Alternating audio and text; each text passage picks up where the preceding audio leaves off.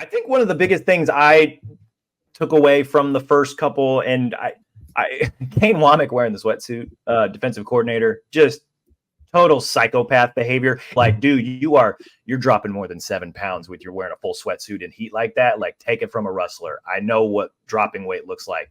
You lost way more than it's not a dry fit. If you want to wear a long sleeve, you can wear a long sleeve that's loose and thin and protect yourself. And so he's out there with a thick sweatshirt as if it is 60 degrees on a brisk morning. He's out there to sweat, buddy. He's from Hattiesburg and he coached in Mobile. I mean, Tuscaloosa is practically the Arctic. Yeah, he knows what he's doing. But also, like, man, like the other thing too, common phrase deep in wrestling circles, if you got more to lose, you got more to lose. Kane Womack is not a small man.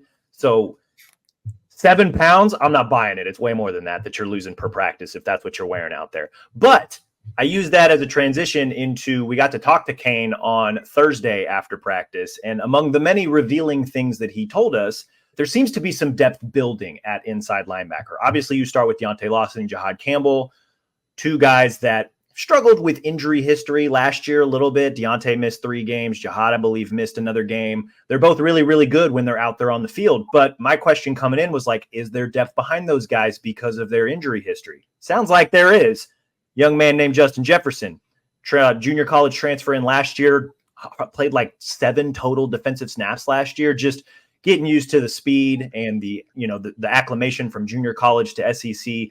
Kane was very complimentary about Justin Jefferson, basically saying that this guy he views him in the same vein as he does Deontay and Campbell, in that he feels like that they have 3 dudes that could rotate in at inside linebacker. I thought that was really revealing. I also think that's a very good thing for Alabama moving forward, given the depth that you need at certain positions, especially those positions in the SEC. I thought that was really intriguing. Not a young man, though. He's actually a senior. It's his last year of eligibility. So it's kind of do or die for Jefferson. Like, he would have been, I don't know if we did the series on our site over the summer, but like the players kind of their last chance to like break out. He was certainly in that category. And, the book on him, he's undersized. Like, there's no doubt about it. I think he changed numbers in the spring or from the spring, where he was 28 in the spring and now he's 15. And then Xavier Brown went from 15 in the spring to number 2. But I kind of forgot that when I was looking at practice the other day. I'm like, oh, Xavier Brown's out there wearing number 15. And I'm like, oh, no, that's actually Justin Jefferson. But in my mind, I'm like, this guy's a corner. I mean, he has like the defensive back safety sort of body type. So he's going to be smaller than Deontay Lawson, especially Jihad Campbell. Jihad Campbell's longer, former edge player. So you're talking about a different sort of player if Jefferson does play or start or whatever you want to say. But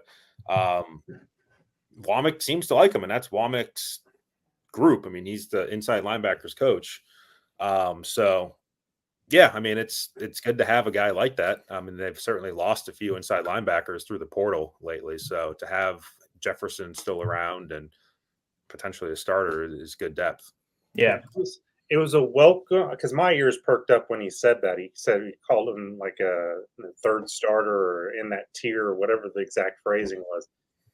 But I'm still skeptical for the very reasons that Mike said. That the size thing concerns me, especially when you're playing inside. He's not just slight; he's also short for what we think of as an Alabama inside linebacker. 6'1", 225. Yeah, and 6'1". I guess. It's tough because you are out there among giants. Like, to be fair, standing behind a defensive line or standing next to Jihad Campbell, everybody looks kind of small. But in the way the game's played, with the traffic in the trenches, you just wonder how he holds up to that down in and down out. So it's a good thing. Again, if he's on the field, what has happened to put them in that position? Because you want to be able to bank on Lawson and Campbell, because they have the potential, I think, to be one of the better tandems in the country. I think back to like 2019 when Shane Lee, who I would say is undersized as well, had to play. When Dylan Moses went was down. thicker, though, it felt like. He probably was, but that was like the issue with that defense in 2019 was Shane Lee, and to be honest, Christian Harris had some growing pains too when he was converting from corner. So, no 2 situations are alike, but I agree. Like, would that be a top tier SEC defense if Justin Jefferson is not only starting an inside linebacker, but potentially maybe having the helmet if he replaces a Deontay Lawson, or would they give it to Jihad Campbell? Like that's another thing that'll be new this year, the defensive radio helmet. Yeah, it's an excellent point. Lawson's for sure going to wear the green dot, but if Lawson for whatever reason can't be in there, do you give it to Justin Jefferson? Do you just give it to Campbell? Be interesting to see what they do if they're put in a situation like that. Here's the full quote from Kane. Justin Jefferson had an unbelievable spring, and I think he had an even better summer going into fall camp. I would say Justin Jefferson is right there with those other two guys.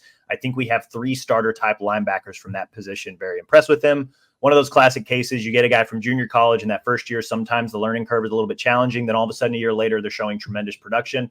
Obviously, he's a gifted athlete. He was also very complimentary of Jeremiah Alexander, another one of those guys that switched from outside to inside, as well as Justin Okoronkwo, the true freshman signee from Germany. We saw a lot of him in the spring game, mostly against, the lower 2s, higher 3s. And he, I want to say 11 total tackles that day. So he's really productive, but maybe not against like the top guys. So we'll kind of see what that depth there. But no, just to hear him talk about the depth building in the interior linebacker room, I was encouraged by that because that was one of those bigger questions I had coming into fall camp. Well, and one thing, not to counteract my own point, the athleticism part of Justin Jefferson, I think is worth mentioning in terms of how, if he can be a useful tool in terms of coverage and, on down and distance where, they're maybe not running the football, can he be a guy who in space can act as more of a hybrid safety linebacker type body? That could be a useful way for him to get on the field. Yeah, if that Husky, for example, is busy covering whoever's in the slot, or maybe, 4 receiver set, he's got it somewhere else, can Justin Jefferson be the guy to come in and cover the running back, essentially, or can he be the spy for a mobile quarterback? Like, we're getting really nitty gritty into the weeds here now, but like that could be a role for him if he is if he's able to show the flashes that Kane spoke highly of on Thursday. That's a really good point. It's a good observation.